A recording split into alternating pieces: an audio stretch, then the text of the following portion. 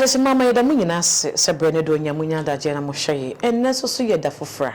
o twede mponyankopon de amaye na enne so so yasa atena se yo eye ensemo a etwague efa wo hene yere anaso se meka na se techiman na techiman hene ne dabi kire ne nsemo wo de beto abonten na wo kan a wo che se nwumesua mu ye kan nwumesua mu a yero santa hene emma anasa wonto bono ahemfo no mu bi na sa wo bobo so no na wo kire se eye na Dormaahene ene sebie so sebie nyado eye drobo ehene omo akosku na se kame ese ye kan wo mesua de nka sebie so sebie nyado yero santa hene de nka wo ma enunti ne atena se Israel na wa hye no so se medin ede maami Fozia ene yatena se aye bisua de sansem bi se nti ama ho akwa hia se yensua ho ade ye hwe bra yero Dormaahene ye hwe bra Dormaahene ebedi ade se Dormaahene ene bra yero santa hene so bedi ade se wo santa hene obefra benya ye hwe nana Dormaahene ebedi ade eye wo saje force ade yo agema bedu ebedi ade 26 July 25th July 1999 Nana Dormaahene bedi ade no wo mfie aduasa mensa 33 years eno bedi ade sabre no na ye wo ye mranim ni a na sebi efie no kuro eye Dormaahene nyina nim se sebi so sebi nya do ba oba beboa eye Dormaahene sa afine mu no 1999 krona ya afia pem hankuna di okono mu no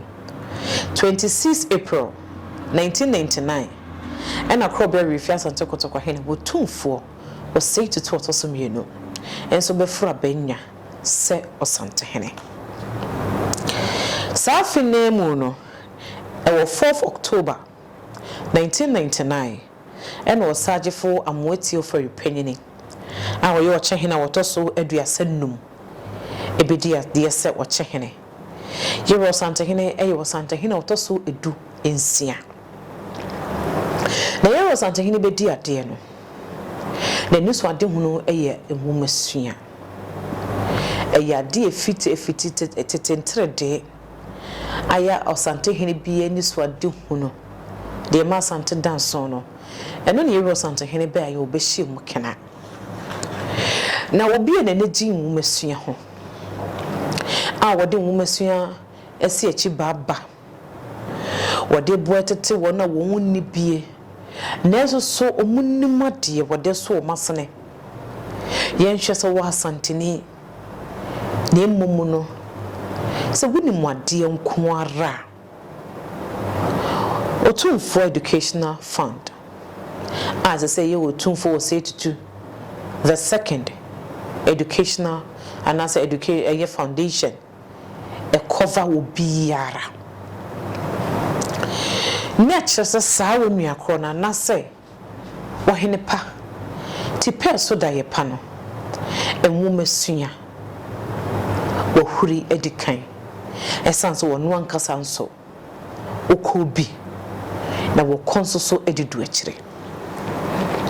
enunti enne ensemo a eyete Mahene eyere de abetu dwane ntene minim se wono ne afoforo no mu bi ennim baby yero santa hene kosuku eduye esansa aheni ewohi tumi wo mu sen wo school qualification se wonim wakonya wote so a tumi na ewo mu no sebi son sebi nyado emudu eso sen wo school qualification school bia one can be a wakwadru bia no se wonim wakonya wote so a wonfa wo school no emfa nhoahoa wo ho enu nti na yero santa hene bebia wako school adru no okona nim yi pa nanso so wonim tumi wo twedi amponyankopon ne asantaman de ahye ne nsa ne nti no enu nti ena wonfa ne womasua no wonfa ntoto na heni mu no esansa heni eya mamre ne amanie any school qualification. And when you hear you was Antehene, you was Antehene. Ne mame aye ni mu dada say nana afia kobi say wampem e ka kire prekope eno no ewo ne was Antehene na ye was Antehene otoso edu ensia ewo asanteme mu se de edikan aka ho asem no na ne wo fa wotete no no ana say esan say asante wo mmra ene hyehye ne kwan ye fa so tete de hyebranti e biara esan say asante akonya no ye tetew e de wo fam honhom ne honamani eno nte sa adedie ba adedie towa wo ben wo ho dada ya ben wo nyansem ne nimdie mo ne sede yesi ye nipa yesi hwohwo nipa mu no ye de wo fam eno nti obetena akonya no so a de woni bi no hunim mobo na de wo bi no nso so no ono nyina so kabom na ye hu woni bi na ye hu di wo bi nso so ni panyina ye pe wote hode madodo wo ye dodo agya wo ye dansen kase a dom edidimu ye wo Santehene ehye ne suku ase e wa so ase di meche okumasi ase de obi abeka yie pia no se wo firi menhia na wo de wani e kira so ase a wo fa sabu nzongwa suku na aban school na e wo wanim tentenso ansana wa fa ho e de akọ Central Mosque no sa suku no e honum ne Yero Santehene e hye e no school ase e wo honum owie no koto aso e wo Sehwiyo secondary school owie ye no wasaba beto aso e wo Osei Chirichi secondary school aye Trinity afa ye okes ofi okes no otu amukọ enkran eye 1971 okonkran a wo call Institute of Professional Studies a wo kosua enkuntabuo eye accountancy ni mfie mienu achi no owie school no ni mfie mienu achi no en wode nani ekere eye English abrochimemu ohima kru eye UK a wokotoa na disua so se as accountant a wokoya accountancy e wo Kilburn Polytechnic owie Kilburn Polytechnic no en wokoya University of North London and then so okosua eye Human Resource Development and Public Administration okosua no wie no 1989 enna obabe bi ne company a edikan Transformic International Ghana Limited obabe ne first company e wo Ghana nyenyi na echi no so na wasaya advisor at the several insurance companies e wo Canada and our friends also UK and sana adidie tono no na wakọ akwa ye adwuma wasua de ye adwuma a waboa manfo wo kwan bebre so ansana adidie betono e wa afia pema hanko na aduokono enkunuma na enam se wonim tumi e wo ahenie mu nenti no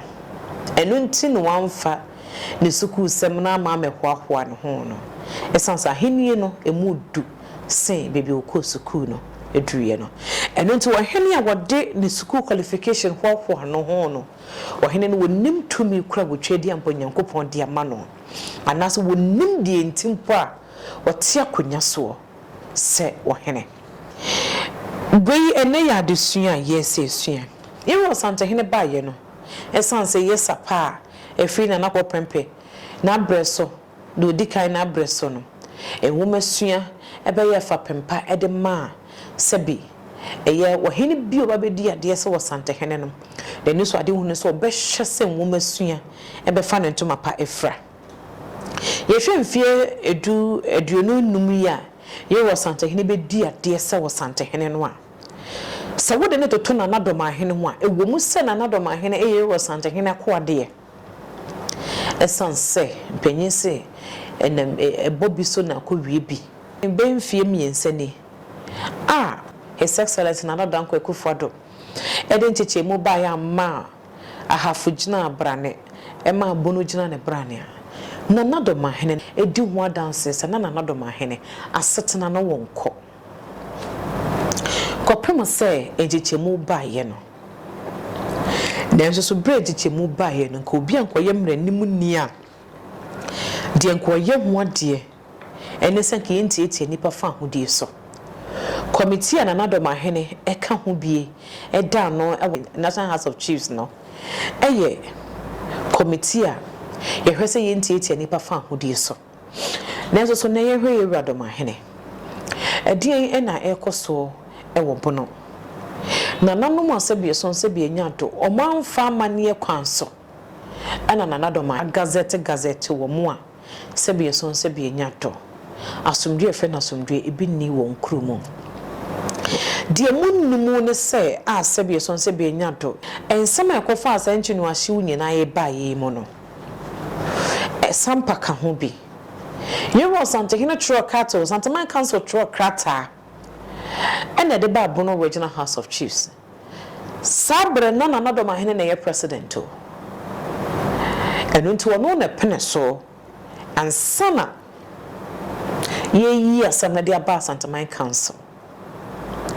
ye was Santehene so di asem ne wi no de krata ne se de osi bu asem ne nyina de koma bono Regional House of Chiefs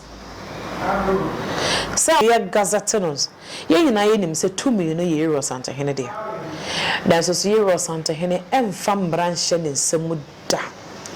2 million ne de so de mra ene ye adwuma oja de mabusua no de sibusua na ye de shibrantie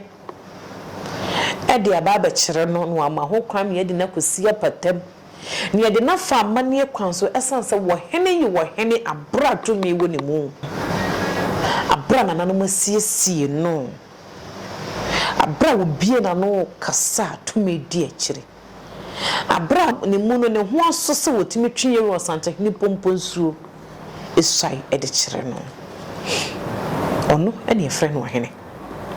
yentimi gazette obi ema ne nye hene da ema ne nye yi wo Santehene be di ade ne mfie aduonu no mu no wo hwe sukun ketenkete e won kurase a sebie so sebie nyando a chekirefo bre ateno ma kire wo made no wo hane aduonum ene wo Santehene bo wo maba so hye wo woni monyam woni Ghana Education Service ena wo mo wurawura mu ko hu wo mo kuro ntuamu ni kuro nketuamu esese ye bo wo maba so ye wo Santehene ye wo de efa eye ne charity foundation so wo wie yo wo sane Ghana Education Service empanyu force atna ase ema omo sa ko hwehwe nkuro nketua omo suku dan nye na wonhwe no wonsim fama wo mo nkuro mako 25 aduonum ye wo Santehene si suku no from primary to JHS a wasa esi eye teachers bungalows edeka ho wo wiye no en wasa enkwada wo mafa ye wo Santehene eye ne charity foundation scholarship na so na omoyi 100,000 sesi ya free education ba ye no energy ni nyina sa channel eko eye tertiary institutions ni nyina mu sese Kumasi Technical University himfa ohini 15 years anniversary mu was a twa esika de to honomo a secondary schools a wo mo Ghana members say SHS no ebinya school bus ebinya dormitories and ebi nso so enya libraries ebi nso so gene sika physical cash ye wo Santehene amfama eye Asante schools name what the ma Ghana schools no enye nara ohene yere urefi you Asante hene be dia de se Asante hene 1999 2000 and ye to ye crucial elections eba ye the power emma different party as I said PNDC as aba NDC 18 to 19 good years ye jai power de munanya nyasem ketwa giye wo Asante hene ene gina ye esanse ebre bia no ohene ko otwede mponyankopon de ni hyira oman sabe na Dormaahene no meye ohene woni ye wo Asante hene nyina ba 1999 na so timi ye hu bibi debi ekon de ye ko nenso age bema obia timi wo nenso agija eja ene timi tene mesum wa ye ne masade ene ne mapede de amawo Drew 2016 no see a very critical and crucial elections e wo mayimu the sense as abreno na do one last chance enunti no yaye nim politicians and them say you was Asante hene eye japade ma wo man nti no wo hu nkan ene nam so no hyehye Ashanti declaration o ma amanyofo no akandifo ni nyina do mo nsa be hye krata ze se de aba no nsunsu anso be ko bia no obeji atum ye musa ye huza sana na Dormaahene tonsa de frɛ sampanyufo nyinara ohene yire ahemfo kyene no ebi de bi achi ena nyumtuni bi kan no wɔso obia wo baabi wodi na kesesem brono a wɔsoa na henche nenso si eduru bedwamu a ena ye hunu ahemfo kyene ebi de bi achi eno nto Otumfour Osei Tutu ahofefo woda duduo mu won kasa na Asanteman etie Asanteman na ehu won hene ye ene won hene so ehu won ye ene won hu se de ahene esetie won hu se de won ne kase esetie ene wakurukra eno nti panyin se de wo ye mane ye fa ne bon kwantin ko busase eno nti waye mana ye fa ne kenya tan sunya bi na wo so ye ma wo de enye fe ye wo Asante hene bia wiase obekọ bia no enamanfo dodo edom epu edi nachi empanyi se do wo din ne ye bo mame bisa ho ne hwese sankana na Dormaahene hyase se wo ka ne nseme na wo tu na namoi busa sanka wo de kofa wo hene bi so a ena nka wanfa krobe refi Asante kotoka hene so ena nka wo kan ya busa sanka ne nsemo no nke beduru baabi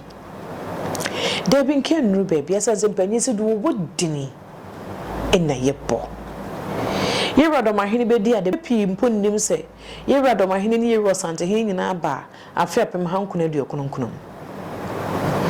yeti Yera Dormaahene kan ebra o hyase se wo ka Yera Asante hene asem enu nti na me Yera Asante hene so na me na Dormaahene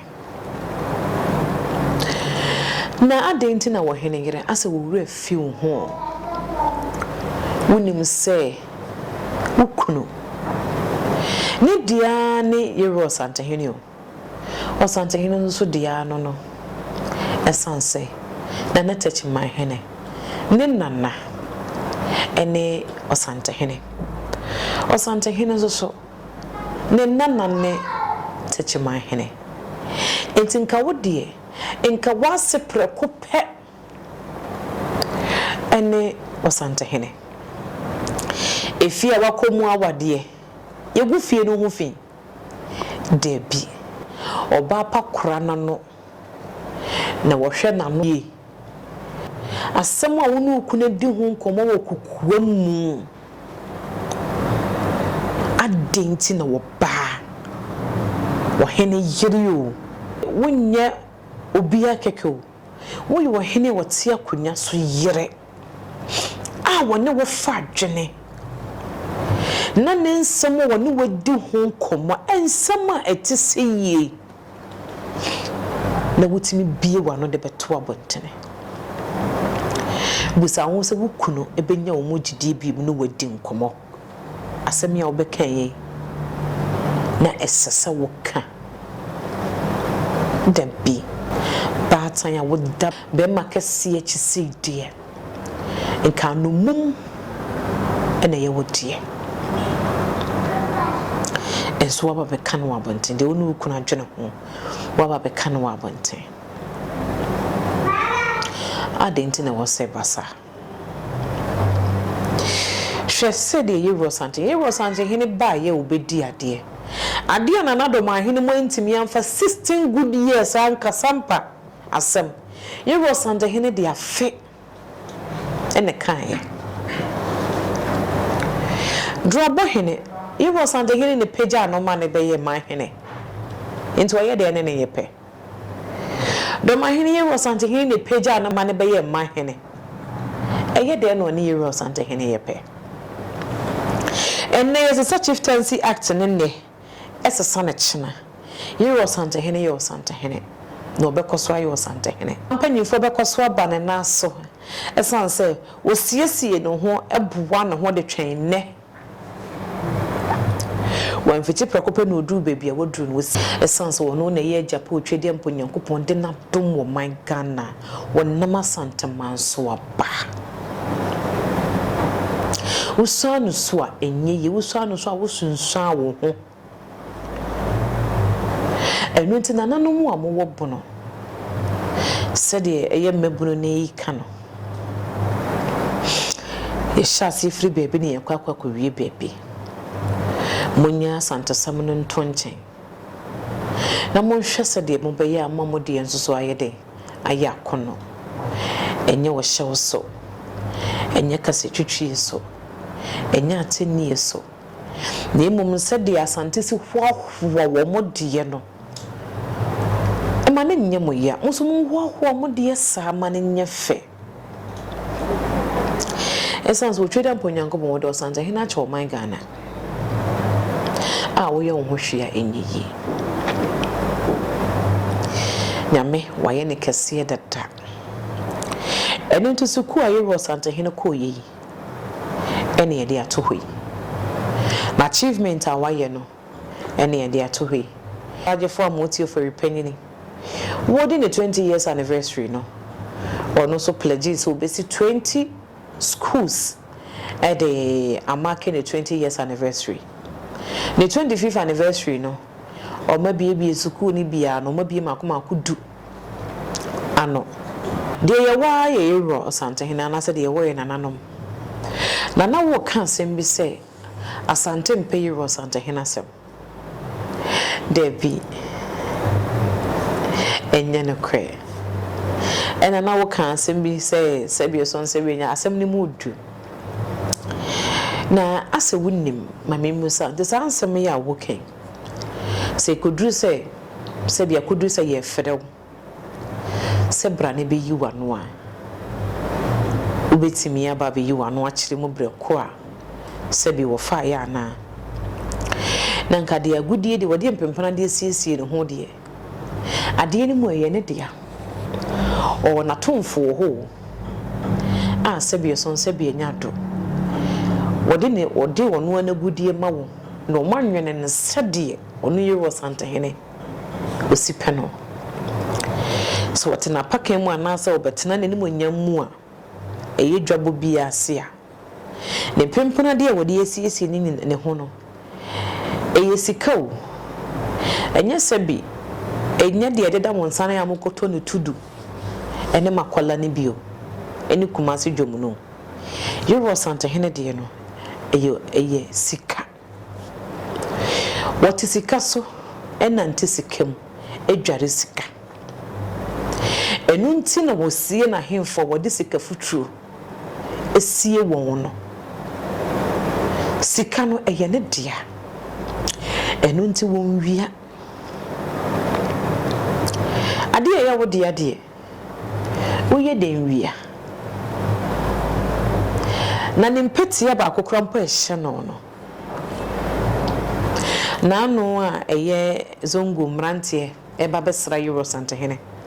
abrante ba akonya akukudu oduye wo hena oduye wo santehene ho a wachi ano no owie no kanyo si eura yi owengi de e mefe senka de beche me na erebu zansa wope o se an ni euro santehene yi petia no ano de cha abrante no sadia Ghana pebosia Ghana mpanyumfo anasa amanyofo nim baabi omudu wo mani kire omo pa adwene pepanyi bi ni nesu esu adwene ehu kwan pa omudu wo mayi befa so a yewo santahene ho no omoba bibi kire wo mo so pa won so a ohene ho no oba enehwe obi opese wo ye kese bia no wakai apamo wo no santan ani pamo ye enen kabom ne yero santahene wo pre ape na nanu mu nyina so do obodo makan ho abomu ama no ye fe de yero santahene ye ne nyina ye ba kope e kire se wo kai na nanu mu se momye nkaka ye ho ne ye hutumi kura ne ye wo ansa na dodo mamu emra bata ho ye den e baaye se wunim utumi a wo wa na wunim tumi a wo wakwanya mu a wani mmere wo bi esanza wankasa no ye bema wo baabi a wo no bema ni mmere ne yonku bema jese de wunim di wo na nani akwa bere wo bi mom ye hwe ne yi na anam ye numu asem so am yanse da chinchiri ma brabo mom ye hwe de wori ye ni nkuramu din ne nkuramu din no ne be ma ye hu bebia ye kro wa hene wani so ade hu ne ye baako wa manfo ye die wa manfo kanko wa manfo dache eno ne ye rosanta hene ne so ade hu no eno nti afi etwemu no eye spelling bee competition abaya bia na okosuku ewo very so suku ne ewo asante mantem ewo tech spelling bee competition no nationwide akrane na toso and 9 dodi kan na ye kesewa na okọ university primary a yewo santa hene eye foundation so na sene ede ne manikosi eye worldwide competition no okosi akansie no do toso 9 Ghana hanum nyina no no okosuku ewo very so government school ewo tech police station nchen honum na abaya no ewa sedasem bia wo edema krobia refia sante kotoko hene mama yenkoti mra nana Otumfour Osei titinso na me sha opi say ya ye ni bie so wetima bie kwan ama na me etima sha na afofo nso ehu ye enyoma wo ya ma afofo na me sha opi omo enyoma wo ya aboa emofra kra wo ni bie ni na me sha opi ya wo ya ma sentiment na won sha wanan na erade emwa opi ya wa hwi ni na wo de be sha wanan esa se onimnie wo mu onimde nso do ba asasi so tina me sha opi nyoma wo de aboa ye na ye ni bie wo anka baabi a wotete kranka nipa enhunu wo nhwe woni monse nso aboa ya ma sese ya ba bedru baabi na me hwa opi asanteman emu a ode gu asanteman na me hwa asam ne akwakotu aba no as akrana akane nyinara akora ni so ade hu ni so obese o ye lawyer entini wo mesua wo mfa ni akoro inka baby akoda yi shedie jeseti peso da ye paw jesa wo hene po twina mpo nyankopon de na hira omman no wani so ade hunu no otena ne nsade ma obi biara ene be hu ne pe wa akoda yi mu no ma no apie Mama ye nyina ye ni nkoye de ho ne me ye ni koye de ho ne ye ni so mu ya ene mama ye de no so ayefe amamre ne amane na nanom na ye ntua no na nso so si amfa amadu ni mama amre ne amane a wosai no esen chirimma eno ntimum ye hwe ne hwe ne ye so wo ye wo hene yire a na wo ye hema na wo ye wo hene a ye wasade wusi kan wonsam ye wasade wusi ye wo nema ne wasade tutu ye nema enko abrewa de penyinsi ye ko bibia te esi enko busa abrewa de wotena fie na nke ye ba ne na so bebusa ne nsemo unko busa abrewa sem ma wubusa na no abi na no ka da bi empanyi wo kasa bi se yesi ye hwede wo twen honhom ne ya kampanyin nsem a kire no wunni abotre na wunni anomumu a yen kampanyin nsem nkire wo se wo ba na ko busa panyini na wubusa asem bi a wo ma wo kobam prensa no ahwe wo abotra koma wo asem no so wo kan kire wo so wo kan bi eno nti ne wo kan bi no wo kan bi a kire no wasafrew wo saba bi mu a na wo busa wo do wo ka kire nnora no do wo ka kire wo nnora no no wa hwese wo wa adwene a yetimi de nsem si a wa ma obi amane a wo hwe ni nyinara so da sane bi ante na wo saa wa adwene ye de kaya wa saa de foforo nso aye de aka ho empanyin fiti prekopen kwotena nkwada mu emie na no wa saa nemu mobatan tenafie emie beto emie ba ne na so wo fie ma ye besua empanyin nsem oba tete nkwada tete abusua te kyere oman mama nse fie ense abusua ense oman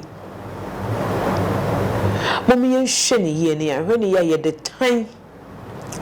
ebe se ye ho ne ye nkyerema